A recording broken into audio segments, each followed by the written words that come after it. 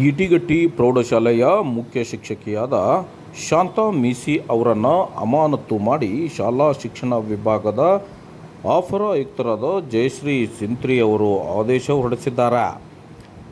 ಈಗಾಗಲೇ ಆದೇಶವನ್ನು ಹೊರಡಿಸಲಾಗಿದ್ದು, ಆದೇಶದ ಪ್ರತಿ ಕರ್ನಾಟಕ ವಾಯ್ಸ್ಗೆ ಲಭಿಸಿದೆ.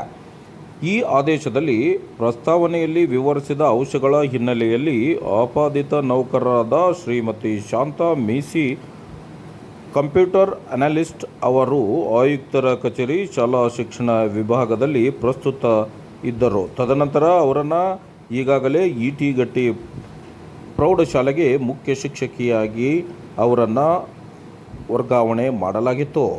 ಈ ಸಂಬಂಧದಲ್ಲಿ ನಡೆದ ಕಾನೂನು ಉಲ್ಲಂಘನೆಯನ್ನು ಪರಿಶೀಲನೆ ಮಾಡಿದ ನಂತರ ಉಲ್ಲಂಘನೆ ಮಾಡಿರುವುದು ಮೇಲ್ನೋಟಕ್ಕೆ ಕಂಡುಬಂದ ಹಿನ್ನೆಲೆಯಲ್ಲಿ ಅವರನ್ನು ಅಮಾನತು ಮಾಡಿ ಆದೇಶ ಹೊರಡಿಸಲಾಗಿದೆ.